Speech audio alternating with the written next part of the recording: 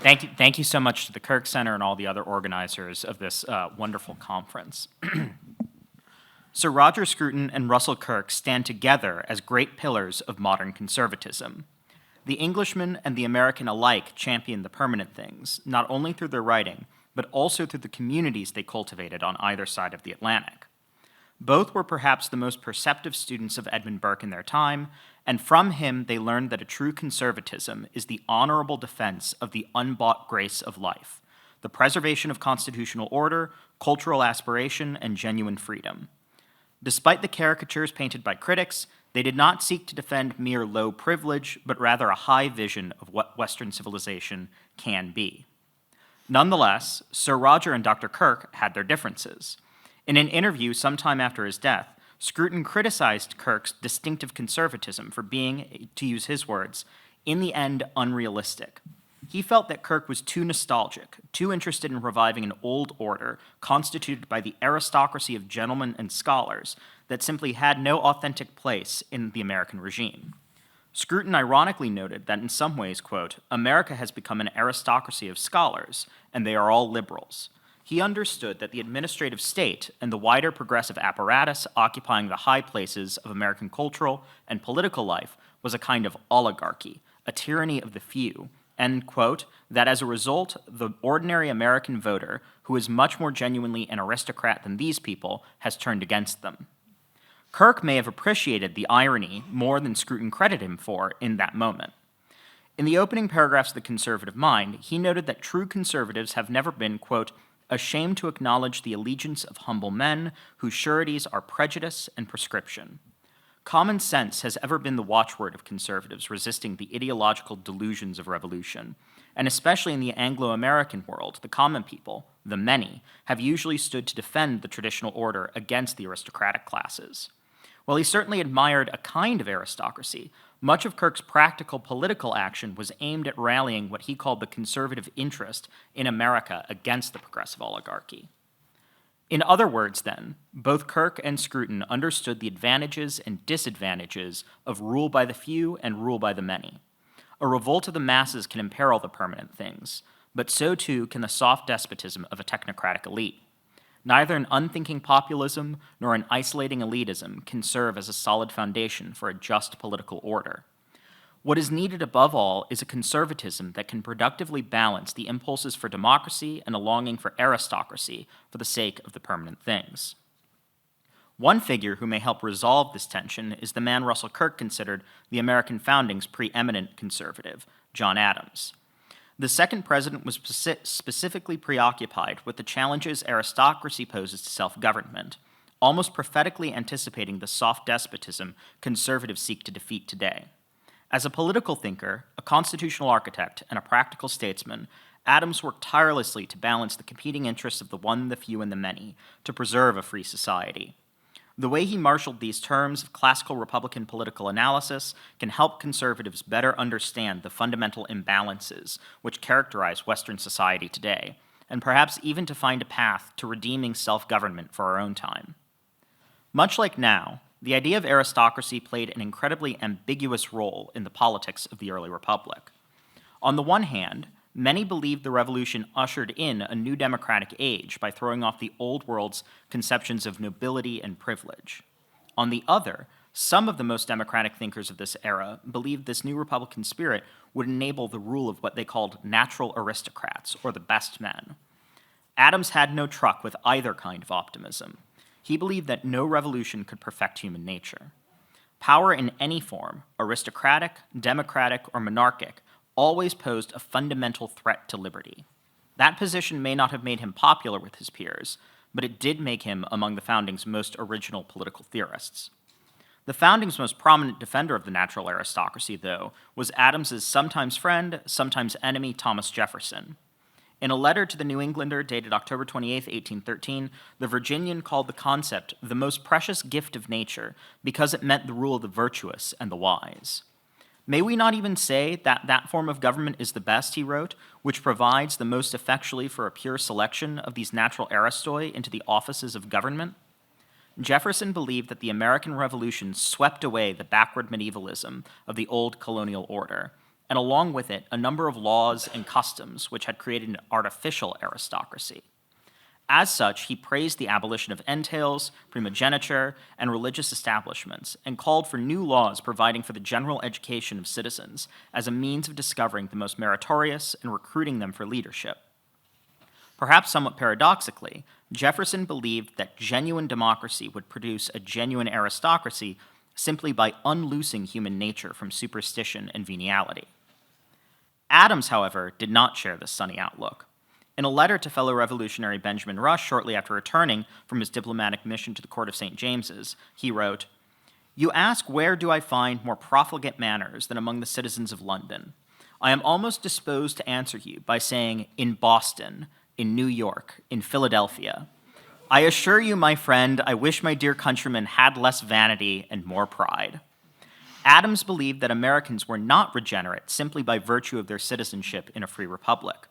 The people here were just as subject to the temptations of tyranny, both democratic and aristocratic, as people anywhere. If Americans were to preserve their liberty, they would need to vigilantly guard against all abuses of power. To that end, Adams devoted immense intellectual energy to rousing his people against the danger of unlimited aristocracy. Richard Allen Ryerson calls this activity the evolution of a distinctive Republican vision in his recent intellectual biography of Adams.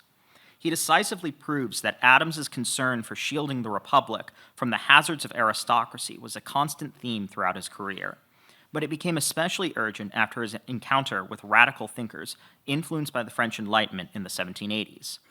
In a series of works produced on the eve of the French Revolution or in its aftermath, among them his Defense of the Constitutions of the United States, the Discourses on Davila, and a voluminous correspondence, Adams sought to articulate the true foundations of American liberty against the revolutionary spirit.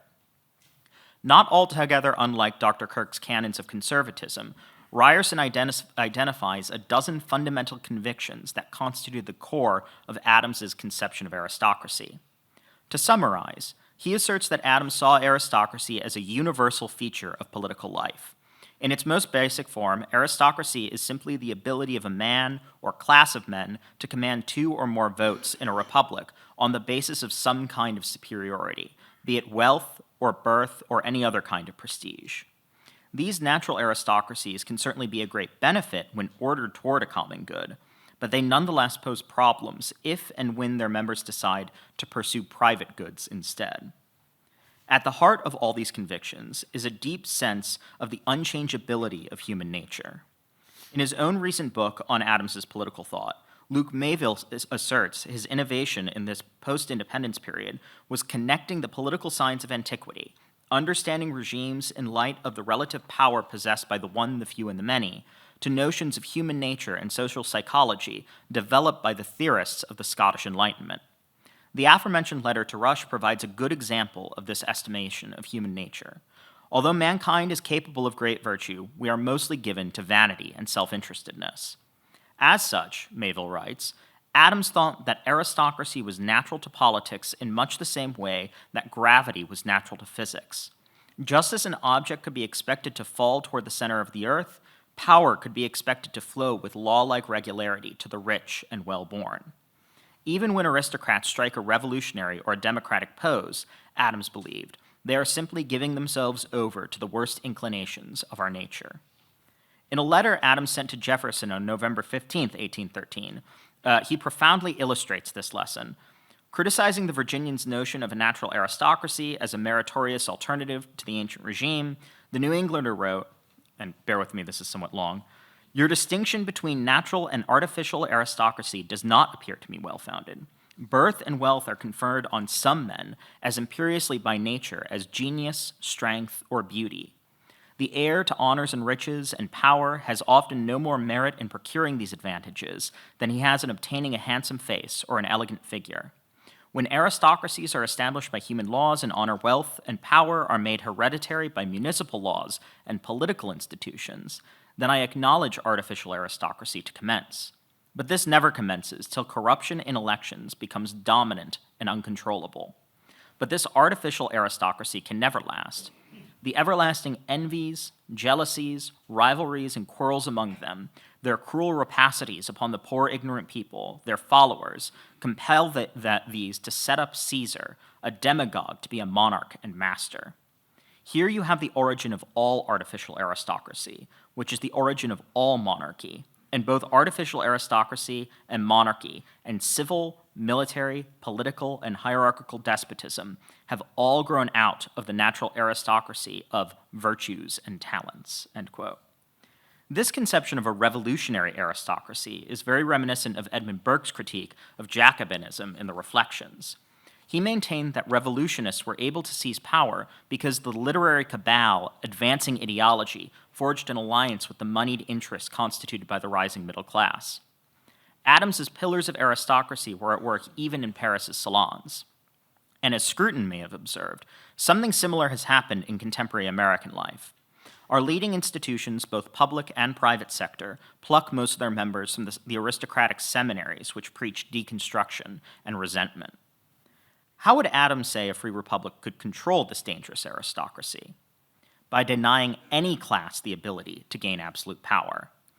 The fundamental article of my political creed, he wrote in a later letter to Jefferson, is that despotism, or unlimited sovereignty, or absolute power, is the same in a majority of a popular assembly, an aristocratical council, an oligarchical junto, and a single emperor.